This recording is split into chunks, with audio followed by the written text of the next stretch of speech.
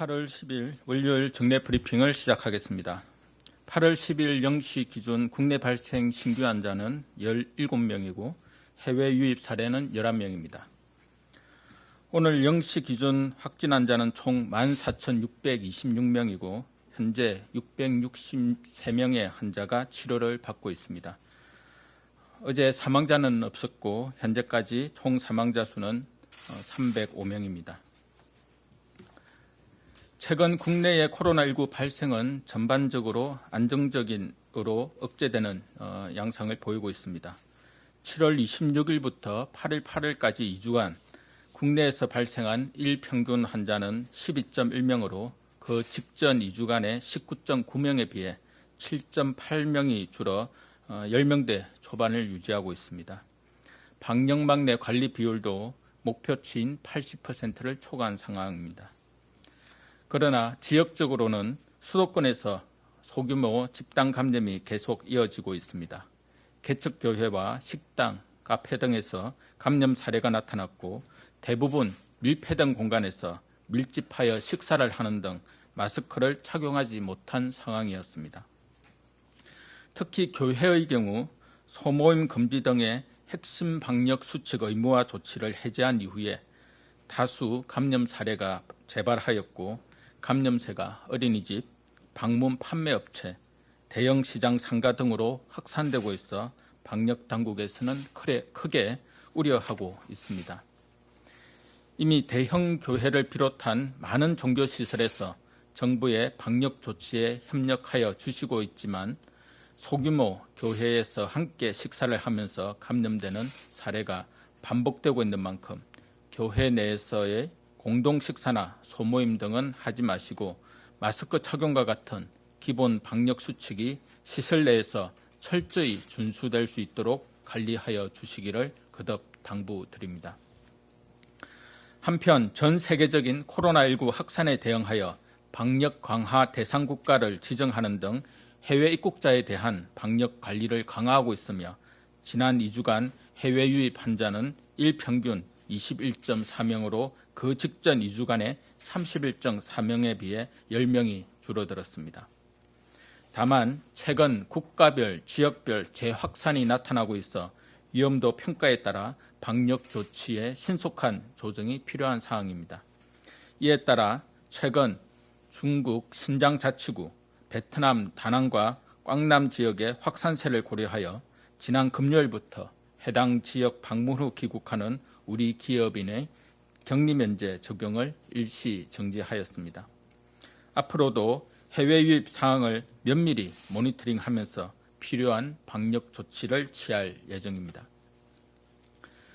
현재 격리 치료 중인 환자는 663명으로 감염병 전담병원의 약 1,700여 병상을 포함하여 입원 가능한 병상은 충분히 여유가 있는 상황입니다. 특히 최근 코로나19 환자의 치명률 통계를 살펴보면 2월에서 3월 사이 확진 환자의 4월까지의 치명률은 2.46%였습니다. 하지만 5월에서 6월까지 확진 환자의 7월까지의 치명률은 0.98%로 약 60% 감소하였습니다. 이는 최근 들어 환자 수 감소에 따라 중증, 위중 환자에 대한 의료 자원의 집중이 용이해졌고 그간의 코로나19의 임상 치료 경험이 축적되며 최선의 치료를 안정적으로 제공할 수 있게 된 덕분이라 생각합니다.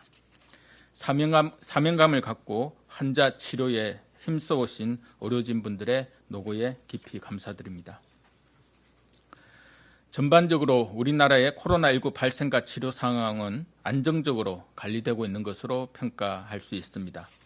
다만 여름 휴가와 방학으로 인한 인구이동, 장마로 인한 실내 시설 이용 증가 등 국내 요인과 세계적 확산의 지속이라는 국외 요인을 고려하면 여전히 재확산의 위험은 잠재하고 있으며 국민 여러분들께서도 사회적 거리두기와 개인 방역 준수를 상시 지켜주시길 요청드립니다. 프로스포츠 관중 입장 확대에 대해 말씀드리겠습니다. 지난 7월 26일 관중석의 10% 수준으로 관중 입장을 재개하는 것을 발표한 이후 초기 일부 미흡 사례를 제외하고는 전반적으로 방역 관리가 안정적으로 운영되고 있습니다.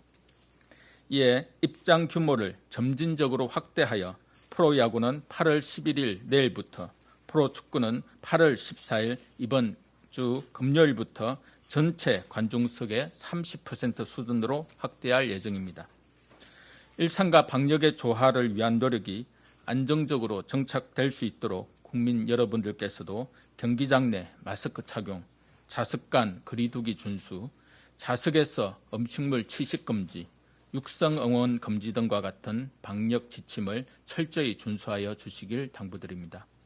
정부도 지자체, 프로스포츠 관련 협회 및 구단 등과 함께 방역 지침을 계속 안내하고 경기 현장에서 제대로 지켜지는지 세심하게 지속 점검 개선하겠습니다. 최근 전국적인 호우로 인해 수해 발생으로 이재민 임시주거시설에 대한 코로나19 방역 관리와 함께 전반적인 감염병 유행을 대비한 조치가 필요합니다. 정부는 이재민 임시주거시설에 대해 시설의 밀집도를 낮추는 한편 주기적인 환기, 발열 확인 등 방역수칙 준수 여부를 지속 점검하고 있습니다.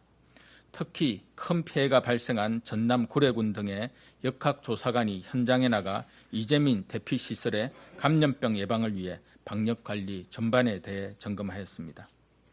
수해 지역에서 코로나19뿐만 아니라 세균성 이질, 장티푸스, 장출혈성 대장균 등 수인성, 식품매개성 감염병의 유행을 막기 위해서는 개인위생수칙의 준수도 요청드립니다. 생수나 끓인 물과 같은 안전한 물을 드시고 음식물은 충분히 가열하여 섭취하시길 당부드립니다. 또한 수해로 오염된 지역에서 활동하거나 복구 작업을 할 때는 유행성 눈병이나 피부병 등의 감염에 주의하여야 합니다. 이를 위해 침수 지역에서 작업 시에는 방수복과 장갑, 긴 장화를 착용하시고 오염된 물에 노출된 피부는 반드시 깨끗한 물로 씻어내며 작업 후 발열 등이 있을 때는 보건소나 1339의 안내를 받고 인근 선별진료소 등에서 진료를 받으시길 당부드립니다. 코로나19뿐만 아니라 여름철 수해까지 찾아오며 국민 여러분들의 우울감과 피로감 역시 커시리라 생각합니다. 어제 정부는 코로나 우울을 비롯한 국민들의 마음 건강을 돌보기 위한 심리 지원 대책을 발표한 바 있습니다. 우울과 불안을 느끼시는 분들은 심리상담 긴급전화와 국립정신건강센터의 정신건강 자기진단 앱을 통해 지친 마음을 살피고 힘을 얻으시길 바랍니다. 정부도 국민 여러분의 마음 건강을 위해 더욱 세심한 지원 방안을 강구해 나가겠습니다. 지난 7개월 가까이 국민과 정부가 서로 의지하며 코로나19를 극복해 오고 있는 것처럼 이번 재난 역시 함께 이겨낼 수 있으리라 생각합니다. 정부는 재난 극복뿐 아니라 국민 여러분의 마음 회복까지 챙길 수 있도록 늘 함께하며 최선을 다하겠습니다. 감사합니다. 네, 지금부터 질의응답 시간을 가지고